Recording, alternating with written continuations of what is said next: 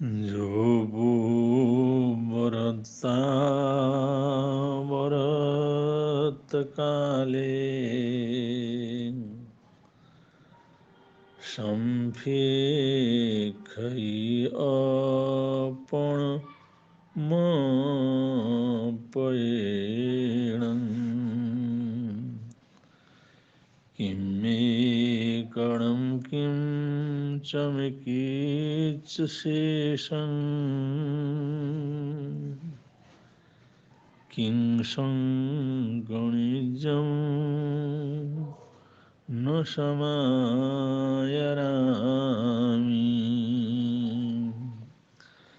किं संगणिजं न समायरामि।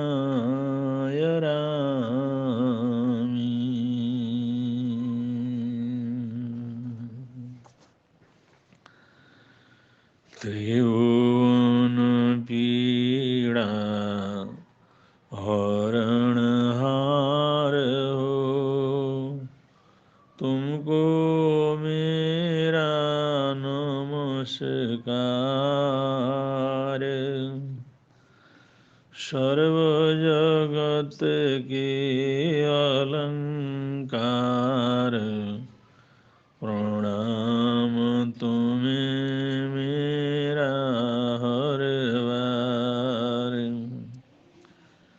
तीन जगत के नाथ आपके चरणों में जाऊं बलिहार। भवसागर के शोषण करता तुमको वंदन बारंबार। सर्व जगत के मंगल करता तुमको वंदन बारंबार।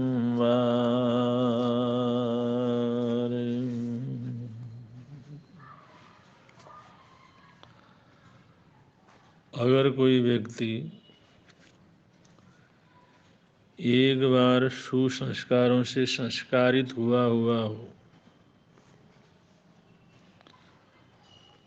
पूर्व जन्म में भी उसे सत्य का साक्षात्कार हुआ हो, या कभी उसने सम्यक दर्शन को प्राप्त किया हुआ हो,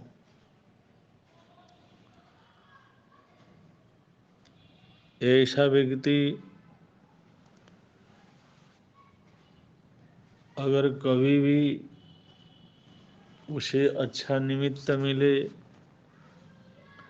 अच्छा योग मिले,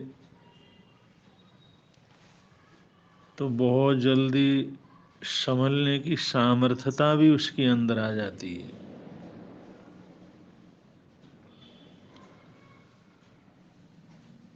कभी कभी अनायासी अच्छे भाव भी आ जाते हैं।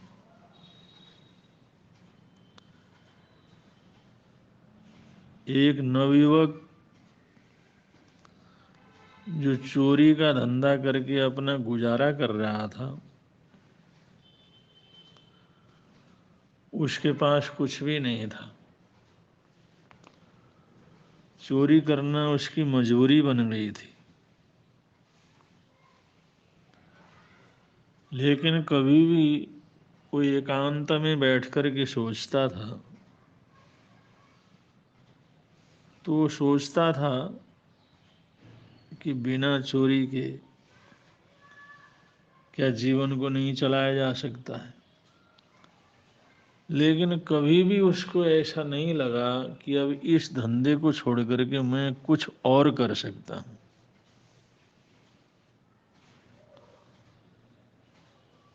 एक बार चोरी करने के लिए गया, निराश हुआ, कुछ उसके हाथ लगा नहीं, खाली हाथ लौट रहा था। बहुत से नगर निवासी झुंड के रूप में नगर से बाहर बगीचे की तरफ जा रहे थे। तो उसने पूछा, आप लोग कहाँ जा रहे हैं? तो उसको पता लगा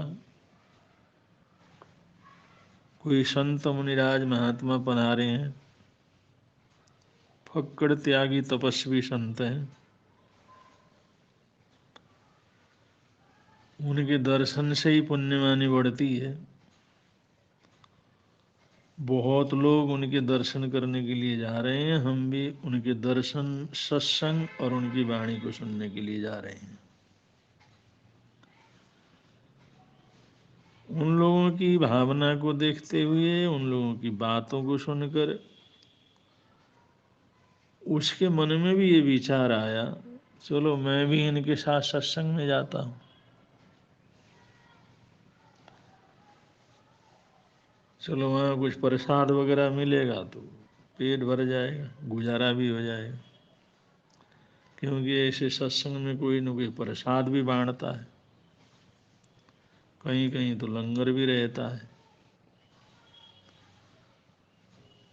और वो गया, जाकर के सत्संग में बैठा। उस साधु मुनिराज ने बड़ा मार्मिक प्रवचन दिया, क्योंकि बड़े अच्छे चारित्र को धारण करने वाले संत थे, त्यागी वैरागी थे। साथ साथ में उन्होंने बहुत उपकार भी किया हुआ था, इसलिए उनकी वाणी में बड़ी पुण्यवानी थी। उन्होंने ये प्रेरणा दी, हर किसी को कम से कम ज़्यादा नहीं तो मनुष्य का जीवन मिला है, तो एक दिन के लिए तो कुछ न कुछ त्याग, पचखान, प्रतिज्ञा कर ही लेना चाहिए। लोग बड़े प्रभावित हुए, वह चोर भी बड़ा प्रभावित हुआ। सभी लोगों ने कुछ न कुछ त्याग और प्रत्याख्यान अंगीकार किया। वो वहीं पर मैदान में बैठा रहा। जब संत मुनिराय ने देखा सब लोग गए हैं, लेकिन एक युवक यहीं पर अभी ध्यान में बैठा हुआ है, उनके पास में जा कर के बोले,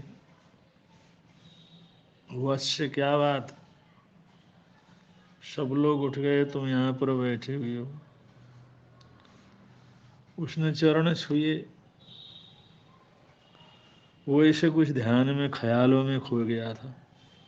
मैं अभी जाता हूँ। उन्हें कुछ त्याग पचखान नहीं करोगे? आज सभी लोगों ने त्याग पचखान किया है। तो उस चोर ने कहा, महात्मा जी आपसे क्या झूठ बोलना है, मैं एक चोर हूं।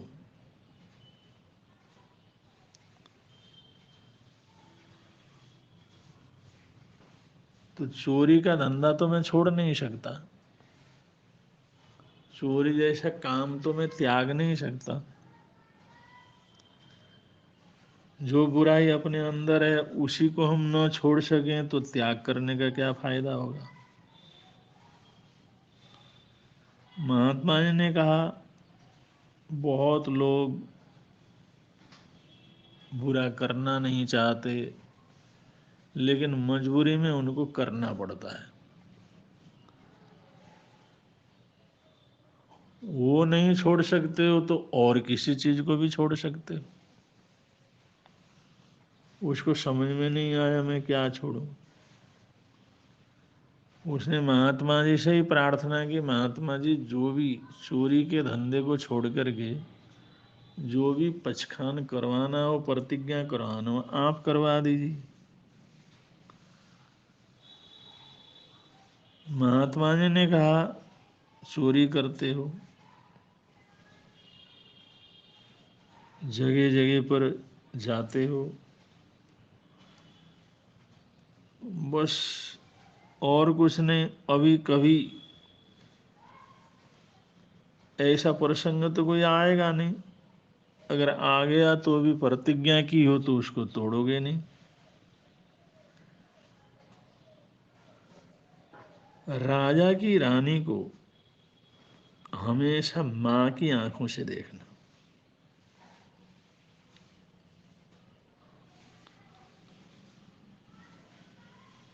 अव्वल तो जितने भी परिस्त्रियां हैं उनको माता बहन के पवित्र दृष्टि से ही देखना चाहिए। उन्होंने कहा ठीक है, मैं ऐसा ही करूंगा। उसने वचन दिए,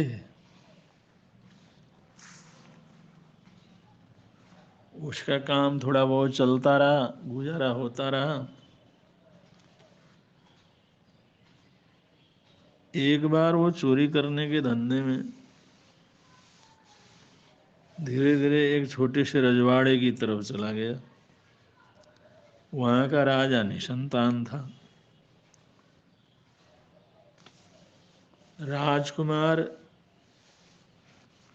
नहीं होने के कारण से उसने उसका दोषी अपनी महारानी को समझा और उस रानी को दुहावण की सजा दी, अलग से महल दिया, हम तुम्हारे से नहीं मिलेंगे।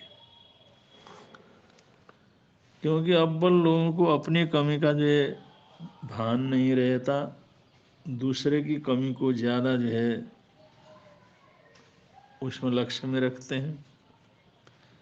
कई साल से बगल के घर में रानी रहती थी लेकिन राजा उससे मिलता नहीं था।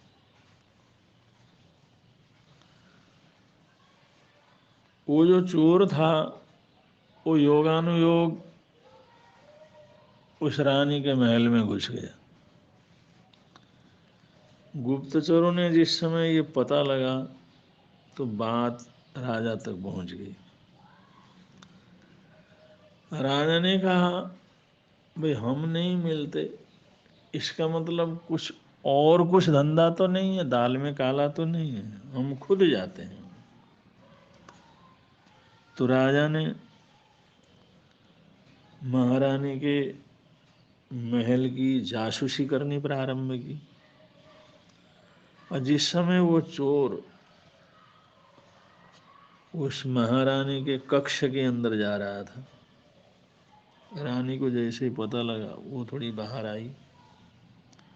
उसने उस चोर को देखा। रानी बोली कहाँ से आए? उन्होंने कहा हमने कहाँ से आना है, चोर है, चोरी का धंधा है, चोरी करने के लिए आए।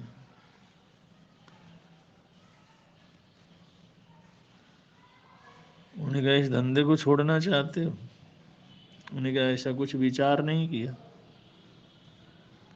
किस में आए हो? मैं ऊँट में आया हूँ। पूरा ऊँट भर करके तुम्हारे को रत्न हीरे पन्ने सोना चांदी मैं दे देती हूँ, मेरी बात को मान लो, मेरी इच्छा पूरी करो।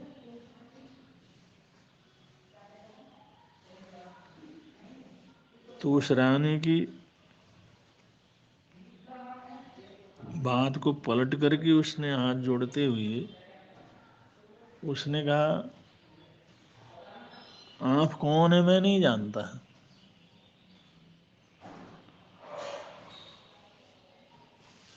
आप इस राज परिवार में किस पद के ऊपर है मैं नहीं जानता, लेकिन मैंने अपने गुरु से जिसका प्रवचन मैंने सुना, आत्म शांति मिली, उन्होंने प्रेरणा दी, मैंने पर स्त्री को माता मानने की प्रतिज्ञा की हुई है, इसलिए मैं आपको माँ की नज़रों से देखता हूँ, तुम मेरी माँ हो। और तुम्हारे मुंह से इस प्रकार के शब्द मैं सुन नहीं सकता।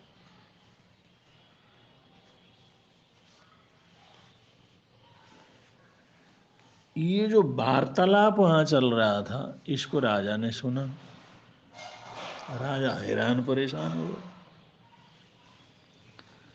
वो सोचने लगा रानी का मन तो डोलायमान है, वो तो कुछ भी करने के लिए तैयार है, लेकिन ये नौजवान अपने प्रतिज्ञा की दाद दे रहा है और रानी के आग्रह को ठुकरा रहा है। रानी कहती है तुम मेरी बात को चुपचाप मानोगे, तुम जिंदगी भर खुशी रहोगे। अगर नहीं मानोगे तो तुम कल सूली के ऊपर चढ़ाए जाओगे, फांसी के ऊपर लटकाए जाओगे। उसने कहा मेरी किस्मत में जो होगा, लेकिन मैं आपकी बात को तो नहीं मान सकता। ये बात तो नहीं मान सकता कि मैंने जो पहचान लिया है, नियम लिया है, उसको मैं तोड़ करके गुरुजी को, अपने गुरु को धोखा नहीं दे सकता।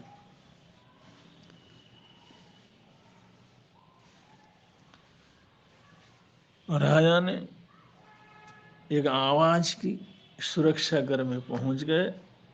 उन्होंने कहा महल को घेर लो और अंदर आदमी थे उसको गिरफ्तार कर लो, कल सभा के अंदर हमारे सभा में उपस्थित करो। फटाफट अफरा तफरी मची, सुरक्षा बल अंदर घुस गए।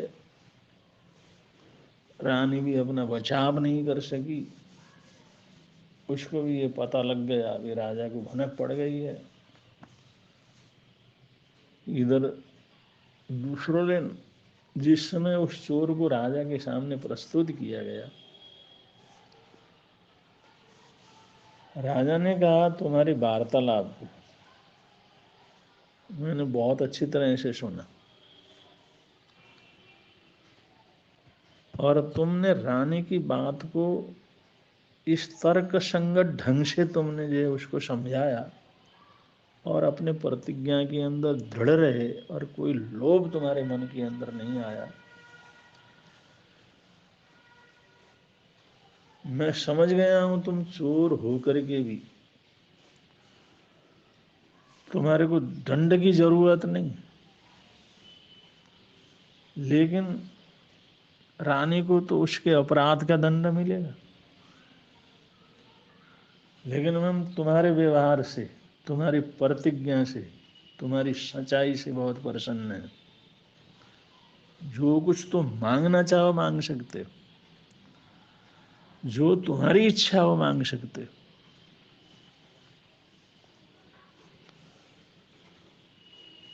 उस चोर ने कहा अगर आप मेरे से प्रसन्न हैं और आप मुझे कुछ देना चाहते हैं तो मेरी करबद्ध प्रार्थना है,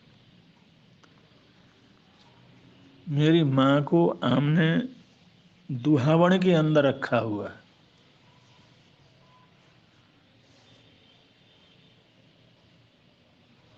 उसको तकलीफ में रखा हुआ है, अपने से अलग रखा हुआ है, और उन्हें आप कुछ भी दंड, फांसी तक की दंड दे सकते हैं, लेकिन अपनी माँ को पूरी तरह से क्षमा कर दें, मेरी ये प्रार्थना है। उन्हें कहा और कुछ मांगो कुछ? उन्हें कहा नहीं, मेरी माँ को आप क्षमा कर दें। वो तुम्हारी माँ कैसे हुई?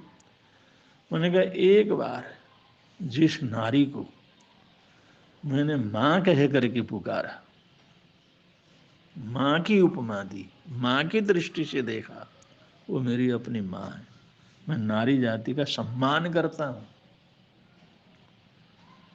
इसलिए एक बार माँ कहा तो वो मेरी माँ है, इसलिए मेरी माँ को संपूर्ण रूप से आप क्षमा कर दें। बस यही वरदान चाहता हूँ और मुझे कुछ नहीं चाहिए।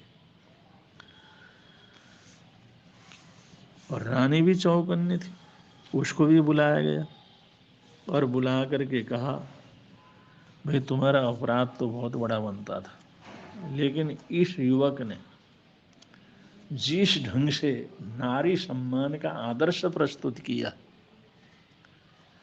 एक माँ शब्द उच्चारण किया तो उसका सम्मान के लिए तुम्हारे लिए इसने सभी प्रकार से क्षमा करने की प्रार्थना की है। इसलिए हमने तुम्हें बहुत समय से दुहावण के अंदर रखा। शायद हम ऐसा नहीं करते तो तुम्हारे मन में पाप नहीं आता, उसके अपराधी हम भी हैं। तुम्हें हमने अपने से अलग रखा,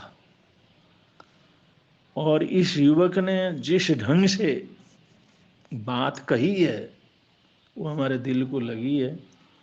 हम तुम्हारे सारे अपराध क्षमा करते हैं, और ये दुहावण का जो कष्ट तुम्हारे को हमने दिया है उससे भी मुक्त करते हैं। रानी ने कहा कि मैं कैसे मानूं कि मेरे इतने बड़े अपराध के बाद आप क्षमा कर देंगे। मैं कैसे मानूं आपने मुझे क्षमा कर दिया। मैंने कहा तुम क्या चाहती हो। उन्होंने कहा अगर आपने मुझे क्षमा कर दिया है तो मैं एक वरदान आपसे मांगना चाहती हूँ, वो मेरा वरदान आप पूरा करें तो मैं समझ लूंगी आपने मुझे क्षमा कर दिया। राजा ने कहा तुम मांगो, जो भी तुम मांगना चाहो तुम्हारी बात हम पूरा करेंगे। तो उस रानी ने हाथ जोड़ करके कहा महाराज, इस युवक को, इसके चरित्र को मैंने देखा है, इसकी श्रेष्ठता को मैंने देखा है, आप आए। मैं ये प्रार्थना करती हूँ, हमारी कोई औलाद नहीं, आप इसको अपना दत्तक पुत्र स्वीकार करें। मैं तो अपना ही पुत्र इसको स्वीकार करती हूँ, और इसे अपना पुत्र स्वीकार करके इसको राजकुमार घोषित करें और अपना उत्तराधिकारी घोषित करें।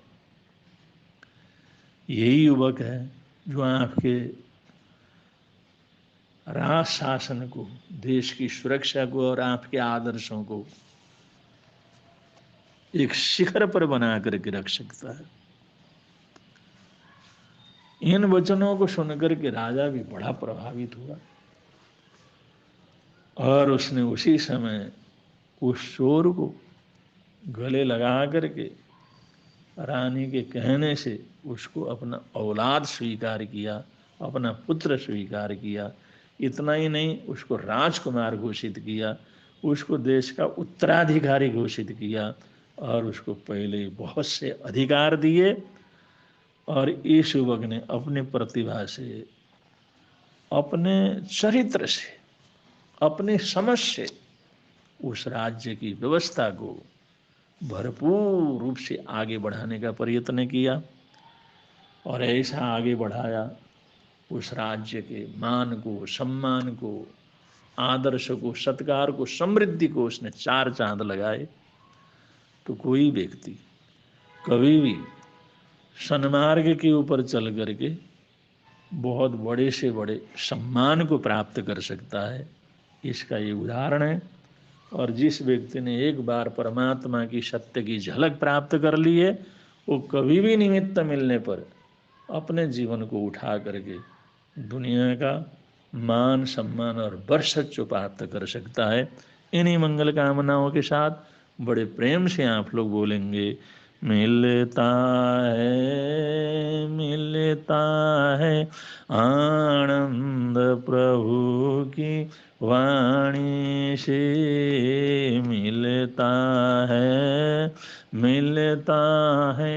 आनंद प्रभु की वाणी से, मिलता है आनंद प्रभु की वाणी से।